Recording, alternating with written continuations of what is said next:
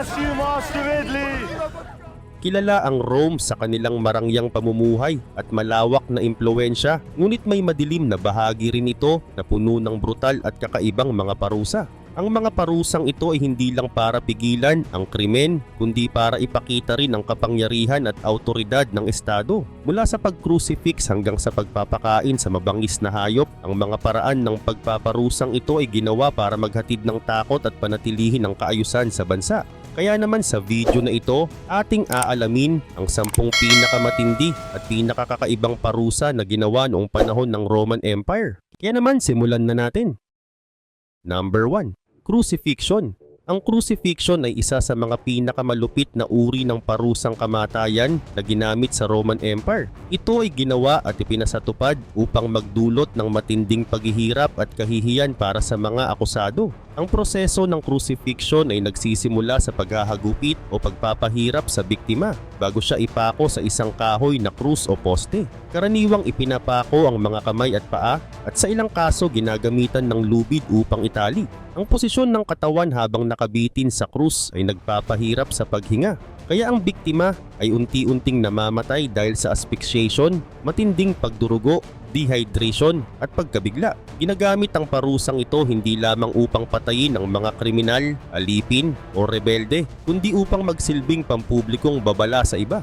Isinasagawa ang crucifixion sa mga pampublikong lugar upang ang lahat ay makakita at matakot sa kapangyarihan ng pamahalaan. Isa sa mga pinakakilalang kaso ng crucifixion ay ang pagkamatay ni Hesukristo na ayon sa Bagong Tipan ay ipinako siya sa krus sa utos ni Poncio Pilato noong 1st century Common Era. Samantala, ang isa pang kilalang kaso ng crucifixion ay ang kaso ng libu-libong mga rebelde na sumunod kay Spartacus noong 71 before Common Era, na kung saan humigit kumulang 6,000 na rebelde ang ipinako sa kahabaan ng Via Appia matapos ang kanilang pagkatalo sa kamay ng mga Romano.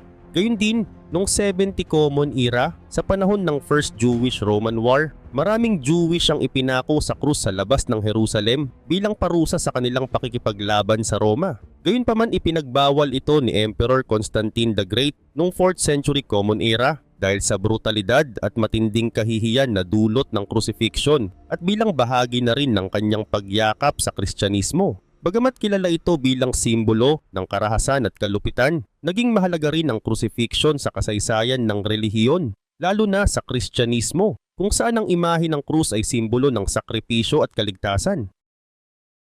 Number 2. Damnatio ad bestias. Ang damnatio ad bestias ay isang malupit na parusang ginamit ng mga Romano kung saan ang mga naparusahan, tulad ng mga kriminal, alipin, rebelde at mga itinuturing na kaaway ng Estado, ay ipinapadala sa arena upang harapin at patayin ng mabangis na hayop. Ang parusang ito ay isinagawa sa mga pampublikong lugar tulad ng mga amphitheater at naging bahagi ng mga gladiatorial games bilang isang uri ng public entertainment. Madalas itong idinaraos sa panahon ng mga festival o political ceremony sa harap ng libu-libong manunood na nagpapakita ng kapangyarihan ng Estado at upang ipakita rin ang kalupitan ng kanilang justice system. Samantala karaniwan ng mga hayop na kanilang pinapakawalan ay ang gaya ng leon, tigre at oso, na kung saan ang mga ito ay nakakaranas ng gutom o galit upang lalong maging mas marahas ang labanan. Ang mga biktima naman ay kadalasang walang sandata o minsan ay binibigyan ng kakaunting kagamitan ngunit hindi sapat upang ipagtanggol ang kaniyang sarili. Kaya ang kamatayan sa labanan na ito ay sigurado ng mangyayari, ngunit bago mamatay ang biktima ay makakaranas muna siya ng matinding paghihirap at takot. Ang parusang ito ay ginawa upang maging isang pampublikong babala, hindi lamang upang disiplinahin ang mga nakagawa ng kasalanan, kundi takutin na rin ang iba upang hindi na sumuway sa batas o maging rebelde sa Rome. Samantala, isa sa mga kilalang kaso ng damnatio ad bestias ay noong panahon ng mga Kristiyanong martir sa ilalim ng pamamahala ng mga emperador tulad ni Nero at Diocletian. Sa ilalim ng mga emperador na ito, maraming mga Kristiyano ang ipinadala sa arena upang patayin sila ng mabangis na mga hayop dahil sa kanilang pagtanggi sa pagsamba sa mga Diyos ng Rome at pagtanggi sa kulto ng emperador. Kabilang sa mga nakilalang martir dito ay si Ignatius ng Antioch, na isang obispo na ipinadala sa Rome at ipinakain sa mga leon noong 107 Common Era.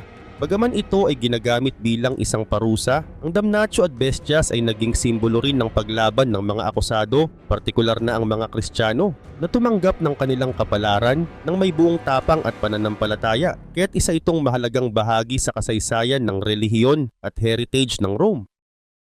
Number 3. The Penalty of the Sack. Ang Poena Culei o The Penalty of the Sack ay isang kakaibang parusa sa ilalim ng Roman Empire na iginagawad sa mga taong napatunayang nagkasala ng parricide o pagpatay sa kanilang mga magulang o malapit na kamag-anak. Ang kakaibang parusa na ito ay nagpapakita ng matinding puot ng mga Romano laban sa krimeng itinuturing nilang labis na kasuklam-suklam. Ang proseso ng parusang ito ay nagsisimula sa pagtali ng mga kamay at paa ng nagkasala at pagkatapos ay inilalagay sila sa loob ng isang sako. Ngunit hindi lamang ito simpleng pagkakakulong sa sako. Dahil sa loob ng sako, isinasama rin nila ang iba't ibang hayop tulad ng isang ahas, aso, unggoy at tandang na manok upang pahirapan ang nagkasala. Matapos itong gawin, ang sako ay tinatali at itinatapon sa ilog o dagat na nagiging dahilan ng pagkakalunod ng nagkasala. Sa ganitong paraan, hindi lamang pisikal na pahirap ang nararanasan ng biktima bago mamatay, kundi isang uri rin ng mental and emotional torture dahil sa takot at sakit na nararamdaman mula sa mga kagat ng hayop sa loob ng sako. Samantala, isa sa mga kilalang kaso ng Poena Culei ay noong panahon ni Emperor Hadrian nang ang isang lalaking napatunayang pumatay sa kanyang ama ay isinailalim sa parusang ito.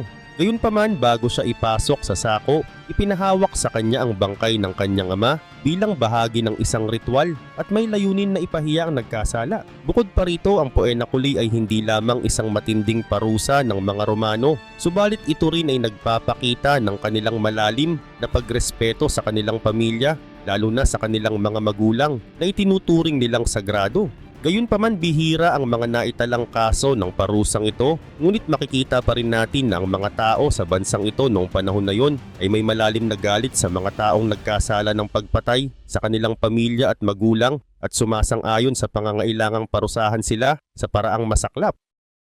Number 4. Buried Alive. Ito ay isa sa mga pinaka-brutal na parusang ginamit sa Roman Empire na karaniwang parusa para sa mga krimeng ginagawa na labag sa relihiyon o banal na kautusan. Bagamat bihira itong gamitin kumpara sa iba pang uri ng malulupit na parusa tulad ng crucifixion o damnatio ad bestias, ang paglibing ng buhay pa sa isang tao ay lubos na hindi tinatanggap ng mga mamamayan. Samantala, ginagamit din ito upang parusahan ang mga nagkasala ng mga sacred sin, pagtataksil at imoralidad, lalo na sa mga babaeng nagkasala ng pakikiapid o pagtataksil sa kanilang asawa.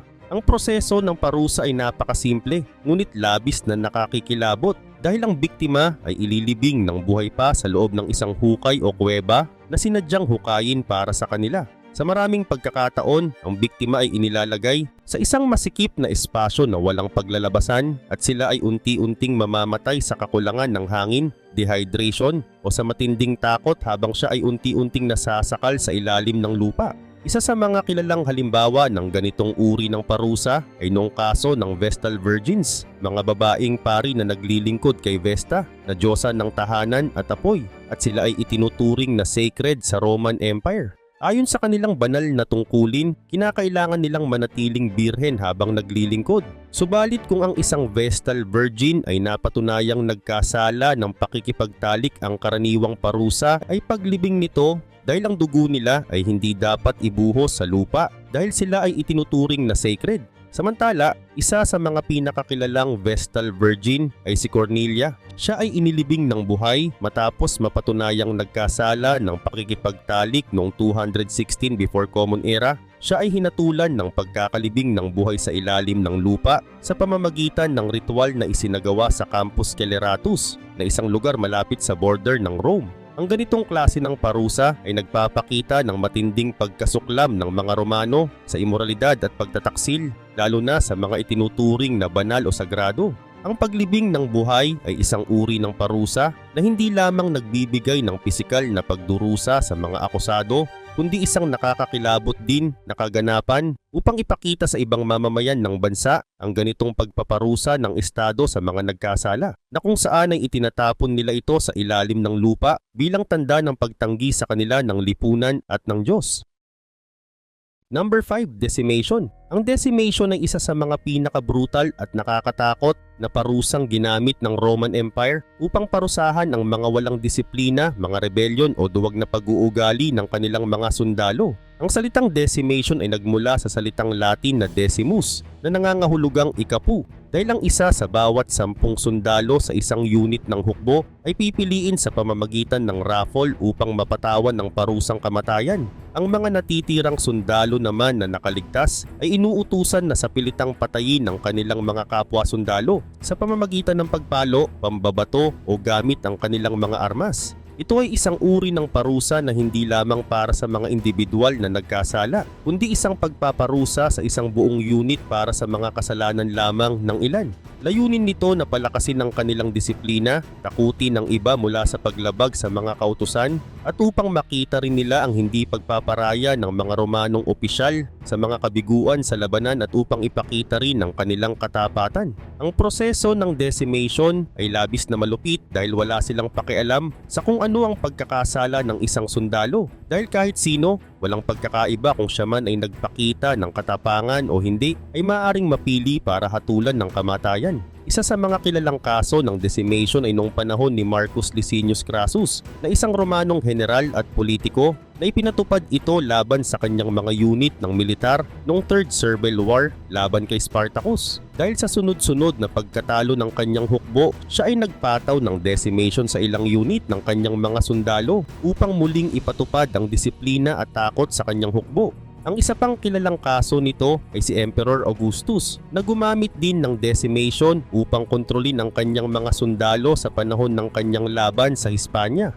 Dahil sa takot na idinudulot nito at matinding hinding pagsang-ayon ng karamihan sa decimation, ay hindi ito madalas na ipinatupad, ngunit sa tuwing nangyayari ito ay nag-iiwan ng matinding epekto sa mga sundalo at sa moralidad ng hukbo. Ang decimation ay isang simbolo ng matinding kontrol ng mga Romanong pinuno sa kanilang mga hukbo at isa sa mga pinaka-insane na parusa na idinisenyo upang palakasin ang kanilang dominasyon sa digmaan at labanan ng anumang senyales ng kahinaan o pagtataksil sa kanilang hukbo. Number 6. Death by parasites.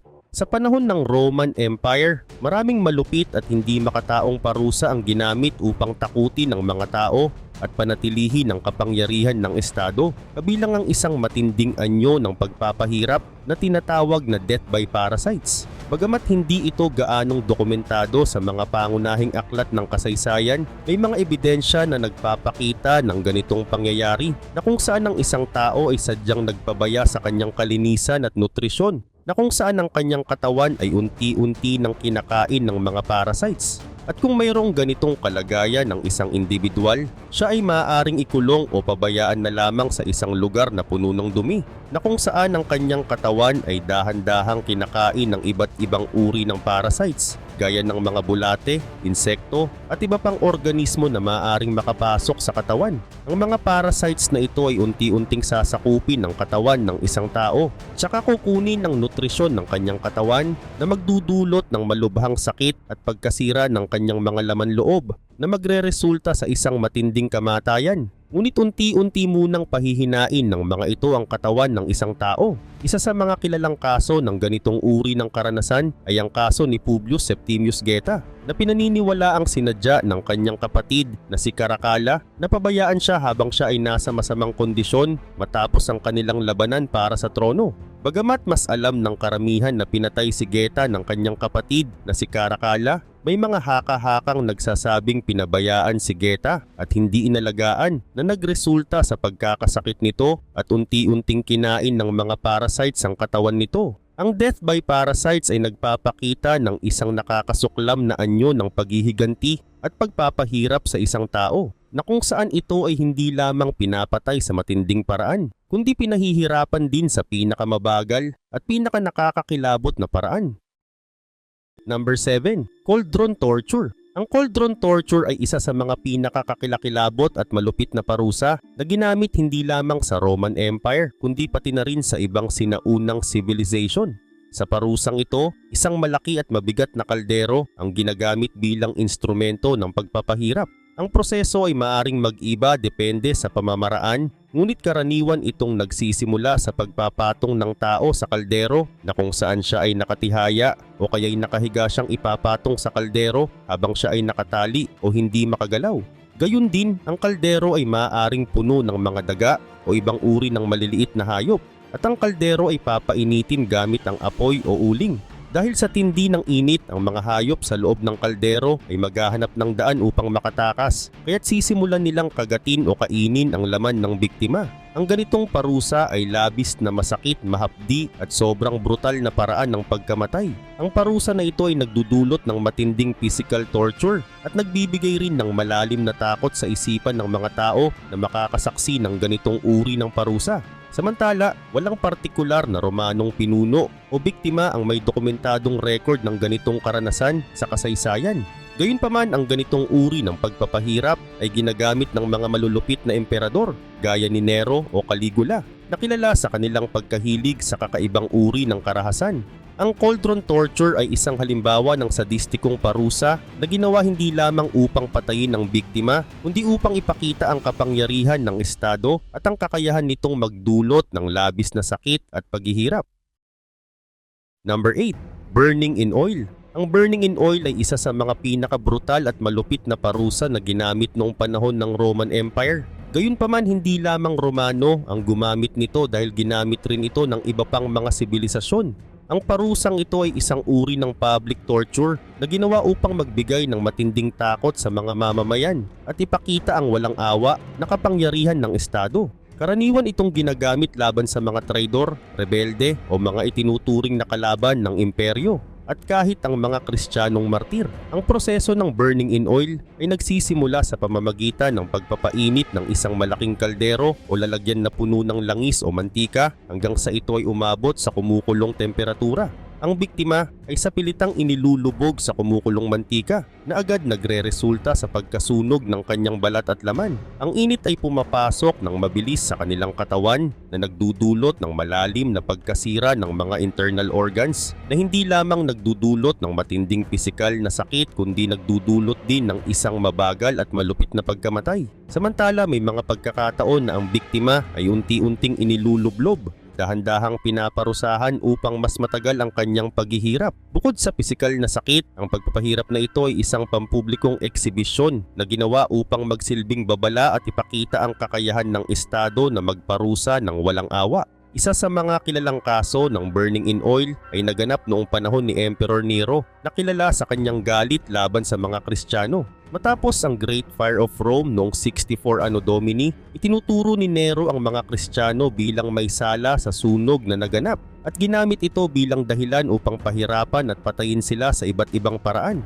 Ayon kay Tacitus na isang Roman historian, na ilan sa mga Kristiyano ay naging biktima ng pagpapahirap, kabilang narito ang paglulublob sa kanila sa kumukulong mantika, habang ang iba naman ay sinunog ng buhay.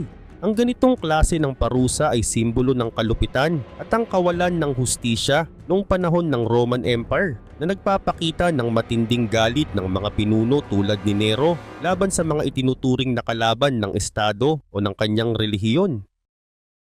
Number 9. Public dismemberment. Ang public dismemberment ay isa sa mga pinaka-brutal na parusa na ginamit noong panahon ng Roman Empire at ito ay isang public torture na nagpapakita ng walang awa na kapangyarihan ng estado. Ang parusang ito ay isang uri ng physical torture na kung saan ang biktima ay unti-unting pinupugutan o inaalisan ng mga bahagi ng katawan tulad ng mga kamay, paa at ulo habang pinapanood ng mga tao sa pampublikong plaza.